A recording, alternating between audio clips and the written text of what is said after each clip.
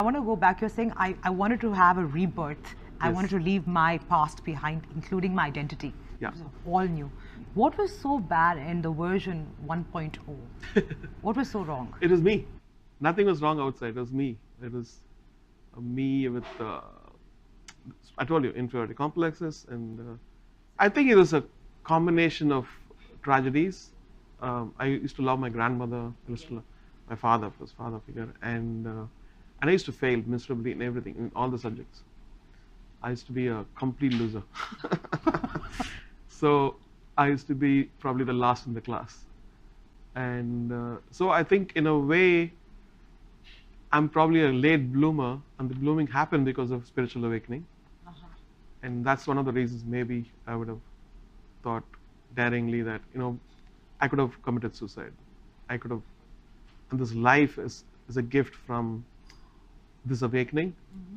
And so I respect it a lot.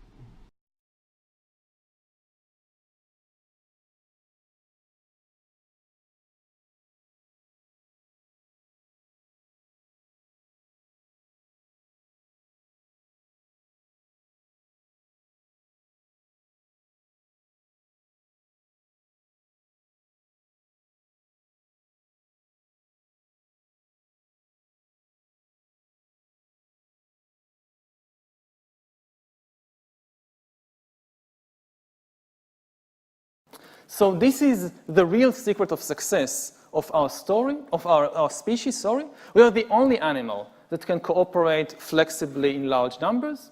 And this is the basis for the immense power that political networks of humans gain, that economic system, trade system, of religions, of churches, of all the various things that humans have managed to accomplish during their history are not the accomplishment of a single individual, but they are always the accomplishment of a network of cooperation of many different individuals, and in particularly many strangers. Take even this lecture as an example. What's happening now in this hall cannot happen with chimpanzees. Chimpanzees never give lectures to strangers.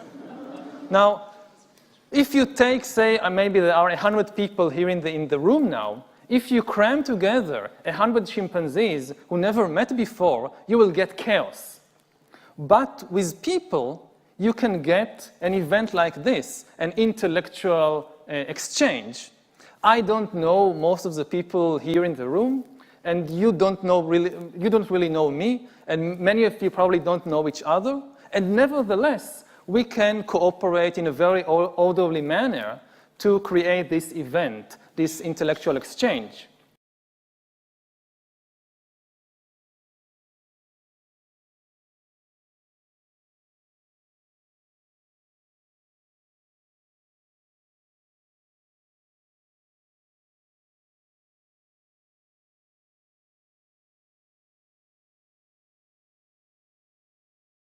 All animals, all mammals, all birds have feelings. And these feelings evolve by natural selection as biochemical algorithms for making decisions. They are based not on free intuitions, but actually on calculating probabilities. The big debate about the heart versus the brain, emotions versus logic, actually there is no debate. Emotions, feelings, sensations, they are all actually also calculation, which happens so fast that we just don't notice the calculation which is happening in a split second below our level of awareness. Let's look at a concrete example. A baboon stands in the African savannah and sees a tree with bananas on it. But not far from the tree, there is also a lion. And now the baboon needs to make a decision of the kind that every animal needs to make every day of its life. Do I risk my life for the bananas or not? And the survival of the baboon depends on this decision. And in order to make this decision, the baboon really needs to calculate probabilities. What is the probability that if I don't eat these bananas, I will die from hunger, versus the probability that if I try to get these bananas, the lion will eat me? To survive, the baboon needs to make a good calculation of probabilities. Now, in order to make the calculation, the baboon needs a lot of information. Information about the bananas, how many bananas, 2 or 8, are they big or small, green or ripe, information about the lion, how far is the lion, how big is the lion asleep or awake, does he look hungry or satiated? And also the baboon needs a lot of information about himself, how hungry I am, how fast I can run, and so forth. And you need to take all this information together, collect it, analyze it, weigh the probabilities, and reach a decision. How does a baboon does it? The baboon doesn't take out a pen and a calculator and a piece of paper and start calculating. No, the entire body of the baboon, and especially the sensory organs and the nervous system and the brain, this is the calculator. Within a split second, the baboon takes in smells and sounds and sights and sensations from within the body, and the billions of neurons in the brain process the information in a split second.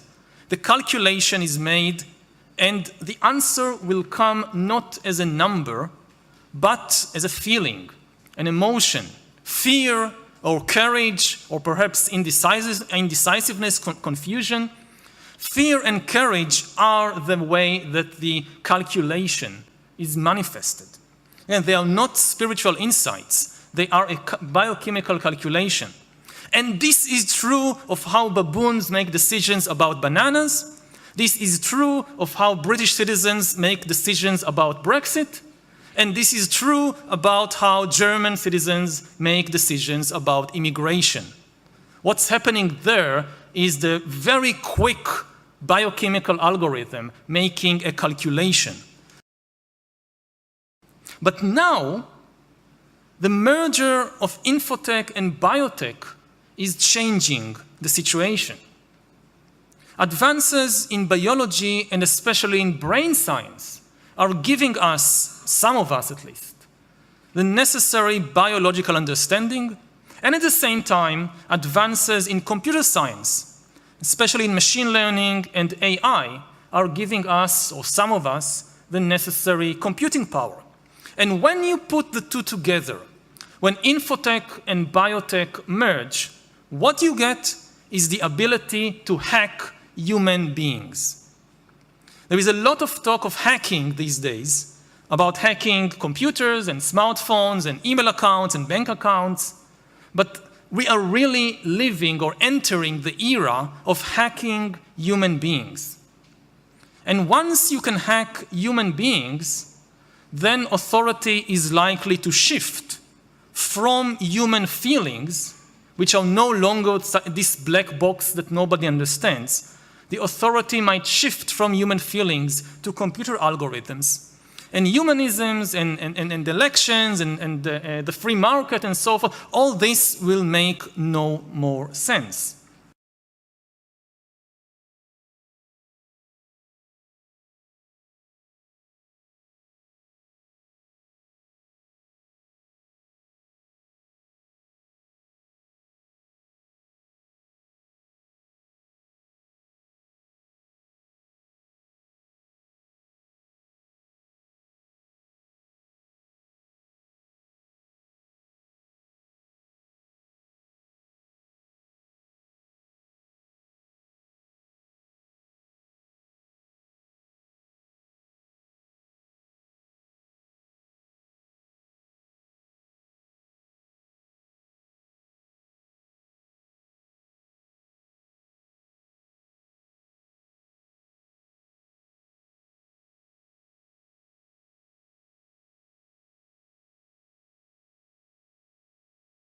Three things in hiring people. Look for integrity, intelligence, and energy. And he said if the person didn't have the first two, that the latter two would kill them.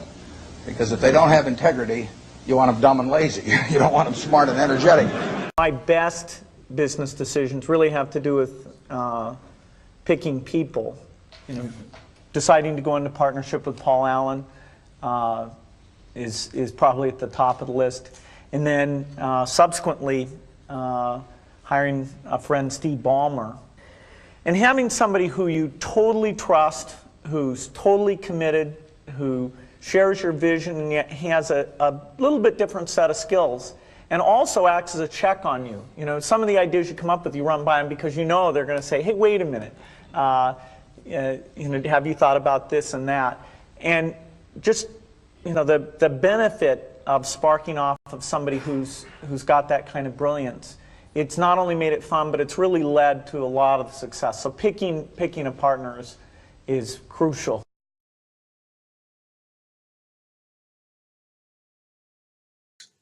They really don't do justice to my guest today.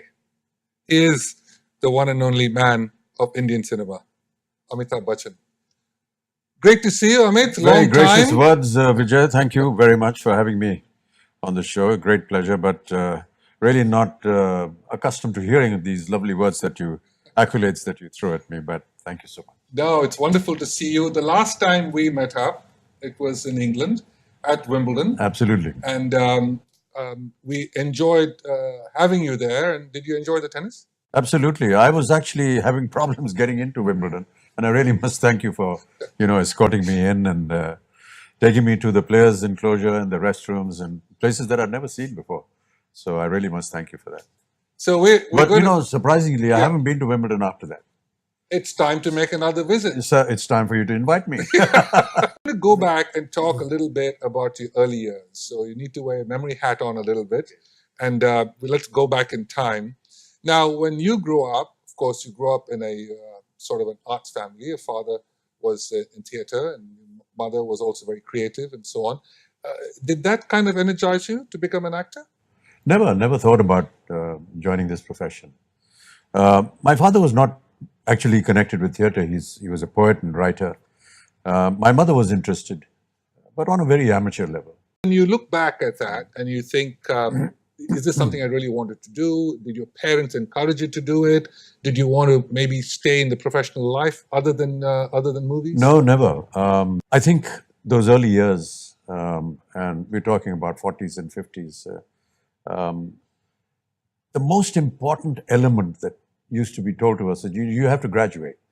Yes. And that used to be the kind of landmark. Yes. There weren't so many facilities available to us as they are to the youngsters of today.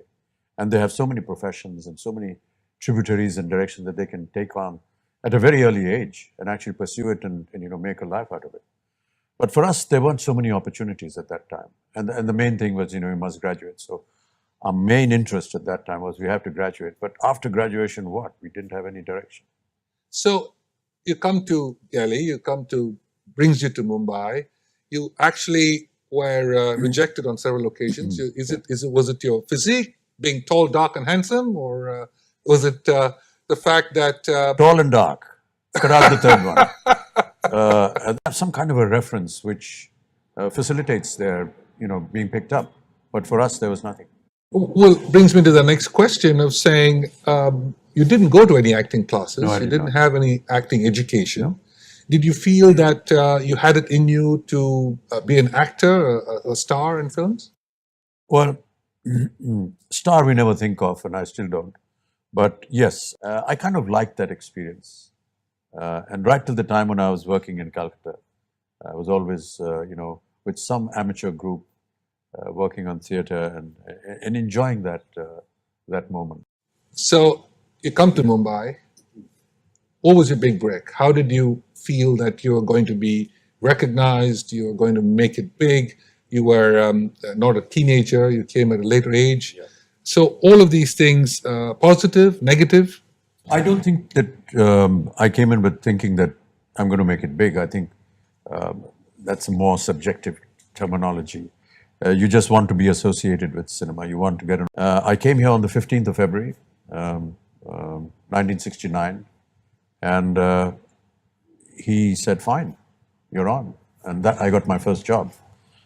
But thereafter, there was always a huge struggle to get your next next film and next opportunity. I remember Meryl Streep saying you're only as good as your next job, or the previous job gives you your next job. And someone like Meryl Streep, who's won a box full of Oscars, still is concerned about her next job. Yeah, I would agree with her, and I'm so happy that she said that, because I think similarly, and I'm sure that many of us in the profession think similarly too. It's you're always worried about what's going to happen tomorrow. Okay, this one's over, and thank God it's, you know, whatever has happened to it. But what about tomorrow? And are we going to get another job? And so I think it's you just keep living day to day and hoping that your previous work or somebody kind enough is going to give you a job and give you an opportunity to, you know, show your mettle or whatever it is that you've been contracted for. But yes, that is a concern with us every day. It's with me even now. Interesting, isn't it?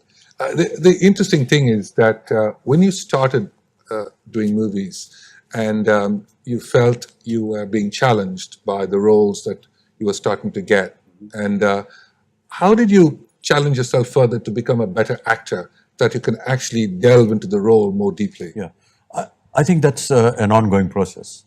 I'm still working on it, and I still feel that that when I go on the sets tomorrow, I wonder how I'm going to be able to deliver those lines, and whether I'm going to be able to be capable enough to satisfy the director and the maker and the audience eventually. That's something that I think all of us have to contend with. I certainly do, and I feel that every day is a fresh challenge. But somewhere I think I enjoy that. I want to have a sleepless night. Want to live with that work that is going to be coming the next morning, and be worried about how it's going to come, and be really concerned about it and be living with it. From the moment you get up in the morning till the time you dress up and you're traveling, it's kind of continuously plays in your mind. I mean, when you look at your past performances and the way you got the roles, the adversities you faced, the difficulties you faced in getting them, how do you think you really overcame them? I guess you just have to persist in doing what you're doing. Success and failure are, you know, things that will come continuously in your life. And you're never able to make out what is going to succeed and what is going to fail. But yes, there are times when you have continuous failure and you wonder whether, you know, you should be pursuing this any further. It's something that is more individual at that point of time. I think you feel that despite the fact that there have been many failures in your life, there is something that you wait for to happen, and you hope that if that happens, then you would be able to, you know, strike the gong at the right time, and then suddenly everything happens.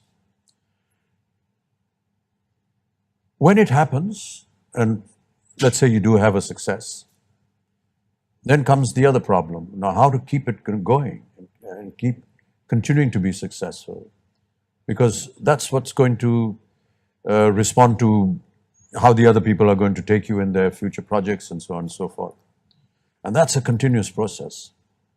And then suddenly you have a failure in between, and I've been through many of those moments, and I guess what I've done is that I just wanted to continue doing what I was doing.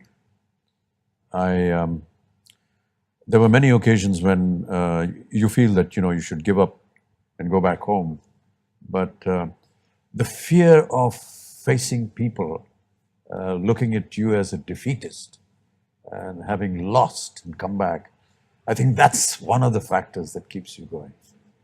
You don't know how you would face them. So for me, it was that if I was to fail as a professional in cinema, I would have to go back to Kolkata and start working all over again. At the stage you're in your life, you're still working nonstop. You're doing television, you're doing movies, you're doing series, you're running around the world. is this by choice? Something you really want to do, and you're filling your day and your life with so much stuff? I don't know. It's just that these opportunities keep coming, and I feel that much like a sportsman, if your body is working, and I'd like to, play that forehand and that backhand and the smash. I think it's more the fact that you remain within the profession. You see and meet the next generation and the next generation, and it's a wonderful experience to spend time with them. I can't believe you're on all the social media. That is just mind-boggling, because I follow you also on Twitter. Oh, yes. And again, so does my family and so on and so forth. So it's very interesting to see, my goodness, Amit is still doing all this stuff. He's modernized himself, which is brilliant. Now, what would you say to youngsters, one, getting into cinema in India, and to youngsters in general in this country about perhaps trying to follow their dream? I think there needs to be some kind of a self-confidence in knowing your craft and the direction that you want to take. As I said earlier to you, we never had that opportunity. There was no one to guide us as to where to go. Had I known that there was a Pune Institute, I would not have wanted to go to university to graduate. I would have rather gone to the Pune Film Institute, knowing that I want to become an actor. Then everything else falls into place, because there is that self-confidence that I know what I'm doing. I need to have that confidence within me. And yes, there will be obstacles and there will be many hurdles to cross. But if I am convinced within myself, then someday I will achieve that and I will cross those hurdles. Amit, thank you so much for joining us on the show. You're a true inspiration to all of us. And once again, I'm happy to have you. And I can wish you safe travels, good health to you and the family. And come see us in the US as well. Sure. All right.